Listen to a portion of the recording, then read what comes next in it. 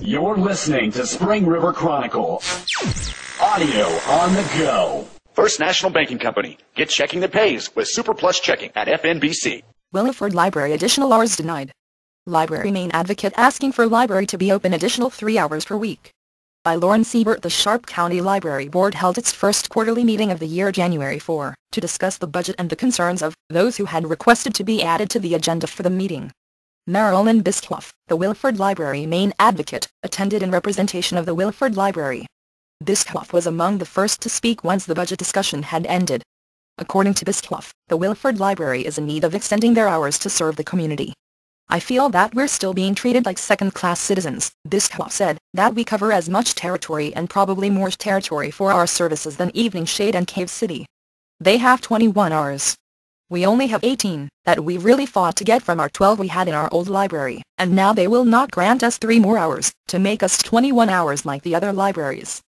Bischoff said that by removing an hour from Saturday, and pairing it with an additional 3 hours per week would give the Williford Library an extra day during each week to operate. I feel it has a big impact, because we're always hearing from people we come by but you're never there.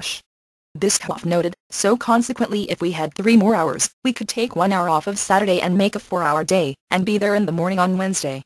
The SCLB stated that the issue had been addressed at the last meeting, which took place in October 2011, and that a decision had already been made at the previous meeting. The board noted they would stand firm in their decision until a year had passed from the time the decision was made. When it was originally presented at the October meeting, it was not presented very well, Bischoff said. I was not on the agenda then. This time I requested to be on the agenda so I could present it.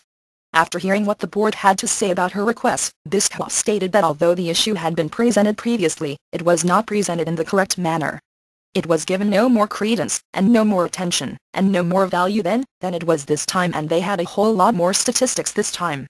Bischoff argued that all other Sharp County libraries had at least 21 hours per week in which they could operate. We all need more hours. Hardy has 46.5 hours, the branches all have 21 except for Williford, Bischoff said. They all have patrons and constituency. A lot of them would be able to access the branches, if the branches were open more hours. The board argued that the Williford Library did not have enough traffic to justify an extra 3 hours per week in order to operate. According to Bischoff, the Williford Library has over 200 cards issued, and that the library serves far beyond the population of 63 in the city of Williford itself, as the library is situated directly on Highway 63 next to the American Legion. Bischoff went on to say that it would be extremely beneficial to the community if the Williford Library were able to be open an extra day.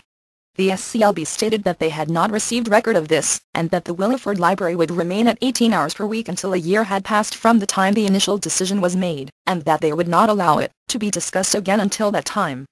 I'm continuing the fight, because I know how important it is to offer these services to the people in these remote areas that do not have access to the internet, or that it's too expensive, Bischoff said, adding, also, gas prices are so high. Anytime anybody can be offered a service that's near their home, they should be able to avail themselves of that service. The only way that's going to happen is for the library to be open. Thanks for listening to Spring River Chronicle Audio on the Go. Be sure to subscribe to the paper and check us out online at myspringriver.com.